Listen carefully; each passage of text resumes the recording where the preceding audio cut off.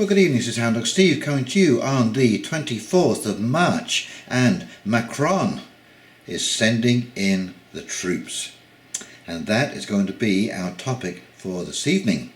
And a warm welcome back to all of you who are returning, and for those of you who are new to this channel, please, if you would, comment, like and subscribe below, join the conversation. It's wonderful to see you all here. And oh my God, I just find it absolutely incredible. I've just done a video about Theresa May, who is placing 3,500 troops under the Defense Department building, and now Macron with Act 18 of the Yellow Vest protests, which have been banned, by the way. So kudos to the brave men and women who are determined to get their point across, who turned out once again in defiance of those bans. And the army was rolled out, 8,000 troops. Now Macron said this is to try and keep the situation under control, but I think his actions really show that nothing could be further from the truth. I find it absolutely incredible that in just about every situation you can think of, absolute violence is the default position. The behaviour of the police have been unconscionable, and to put the army on the street with semi-automatic and fully automatic weapons is just unbelievable. There is an outcry. Thankfully, there is an outcry, but it just shows you. And again, I find this very strange because these globalists always present themselves, we're for peace and unity, and we wouldn't hurt anybody, and so on and so forth. And yet, it doesn't take a second for them to turn predatory and set the police or the army on their own public, in the name of law and order, of course, which is essentially a snub on the freedom of speech. Your freedom of speech, my freedom of speech. You know, we're allowed to say pretty much whatever we like. I mean, I don't care what the government says. And this has been really blurred. This has been really blurred. But 90% of what people say out loud is merely opinion. And it may be distasteful. I'll agree, there is some distasteful opinion out there. But your opinion is just as distasteful to them. And they're allowing you your right to have freedom of speech. And that's unfortunately the way it works. You have to put up with some of the things that offend you. And as Ricky Gervais said recently, and cleverly in fact, that just because you're offended, that doesn't mean you're right. Okay, so I think we need to develop a little bit more of a thick skin and allow people to have their opinion and realize how important it is for freedom of speech to exist. And the reason it is so important is because freedom of speech is the way we negotiate all our other freedoms and what they contain and what they look like. Okay, so I found a few articles. Okay, let's go take a little look at those, and we'll come back and I'll do a quick wrap up. Okie dokie, here we go.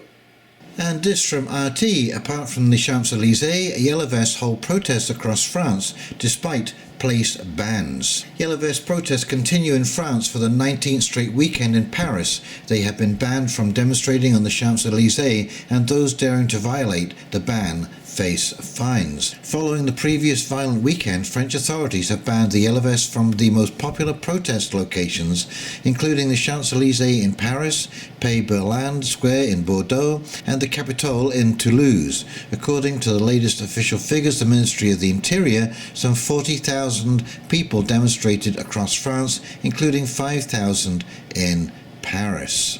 While restrictions imposed by the authorities have seemingly scared off some protesters, many believe that it's just a temporary setback, and next week more people will take to the streets. Banning the Yellow Vests from certain locations won't stop the protests, one of the main figures of the moment, Eric Droulet, told RT France. This is absolutely unbelievable. Soldiers being open fire if lives are at risk in yellow jacket protests, Paris military general. Plans to have military on guard outside the public buildings have sparked political debate and raised concerns the soldiers do not have the right training or weapons for this activity. Soldiers mobilized for Saturday's planned yellow jacket protest will operate under strict instructions, but could open fire if their lives or the lives of civilians are threatened, General Bruno Leray, military governor for Paris, said Friday. Several thousand soldiers from Operation Sentinelle, a French military operation deployed following the January 2015 Ile-de-France attacks, will be stationed outside numerous official sites during Saturday's demonstrations, the 19th weekend of street protests by the broad anti-government movement. And what did I say? These people, although they profess to be people of peace, they can turn predatory in a moment. In a radio interview, Leray said the military has been given strictly fixed instructions, but could go as far as to open fire if lives were under threat. Well, I'm very reassured by that.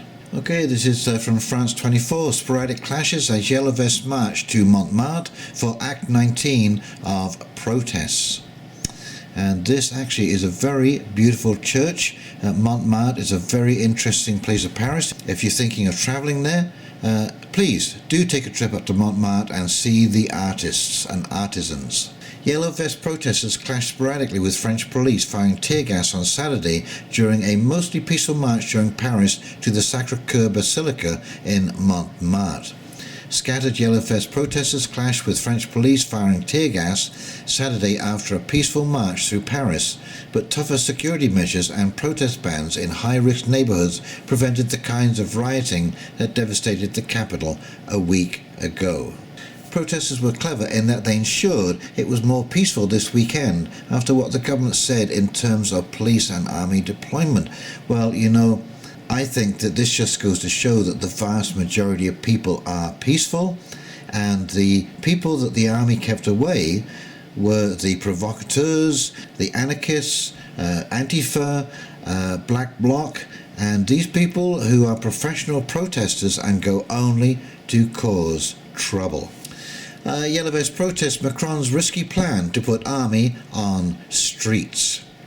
French President Emmanuel Macron has announced that soldiers will be deployed Saturday across the country to help maintain security during Yellow Vest protests, but the move has been met with fierce criticism.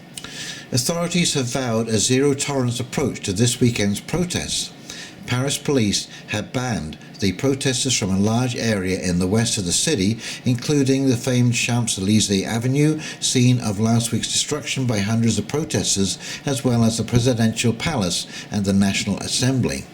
Similar bans have been announced in the centres of Toulouse, Bordeaux, Dijon, Rennes, and the southern city of Nice, where Chinese President Xi Jinping is set to meet Macron this weekend. However, soldiers will be armed with automatic weapons, raising concerns about how they will respond if the protests turn violent. This decision has united opposition MPs on both sides. Maintaining order in France should be the police's and the National Gendarmerie's business. It is not the army's job. Larrivé criticised the government's improvised response to the Yellow Vest crisis and expressed concerns the move would end up weakening civil peace. The move was met with similar criticism on the left. In what European democracy is the army called in to police a social movement? Raphael Glucksmann, who will lead the Socialist Party at the EU elections, asked on Twitter. This shows the extent of Macron's failure to reconcile the French and to ease the tensions in our society, Glucksmann added. The last time the state requisitioned the army for policing operations was in 1947 to 1948, Ellie Tenenbaum, an IFRI researcher and defense specialist, told France 24. A political and financial decision. This decision, although risky, has been motivated by two main factors, according to Tenenbaum. The first is political. Deploying the army shows the government's desire to respond powerfully, as was already the case after the Paris attacks, involving the army is bound to make a lasting impression. The second reason is due to financial constraints. The police have been working flat out since the Yellow Vest protests began on November the 17th. However, police officers and gendarmes, subject to hourly rates must get days off in lieu or be paid overtime. This is very expensive for the state. On the other hand, a soldier must carry out his or her mission without time restrictions. Whether he or she has 6 or 12 hours left on a mission, it costs the same, said Tenenbaum. You know, as I was going through that stuff there, I was reminded of the 3 phases of change. And the first phase is they ridicule you. The second phase is they violently oppose you. And the third phase is it's just accepted as normal behaviour. Well, we can clearly see we've moved into the second phase. We've gone past the ridicule, where they laughed at conspiracy theorists and so on and so forth, and naysayers and people who were talking about just about everything that was going wrong in society, the gentrification of our cities, the loss of services in our rural areas, the loss of jobs, good paying jobs, the increase in the cost of food and energy, and the lip service that government seems to be paying to these very real issues that people have.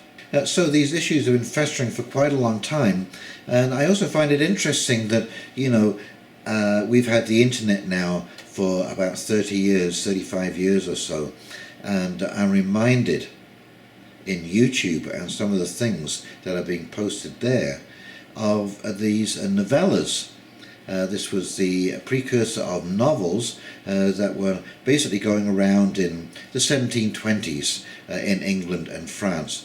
By then, of course, most people had learned to read, if not to write, and these novellas were basically pornographic stories of the royalty and the upper class. And people read these with delight and titillation, but what it did, and of course this has only come out in after analysis, and of course you know, the revolution didn't occur till in 1789, so that is 60 to 70 years of percolating, but these novellas basically undermined the authority of the upper class and the king when they needed it the most. And this is what's happening with the novellas on YouTube.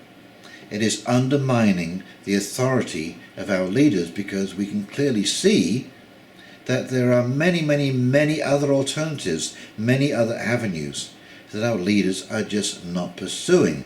And it's just reached a point now where everything is coming to a head, and everyone is seeing that our leaders are really, truly not acting in the best interest of the public.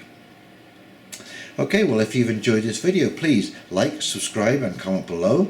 And in the meantime, this is Hound Dog Steve signing off, wishing you a great week coming up, and we will talk very, very soon. See you now. Bye.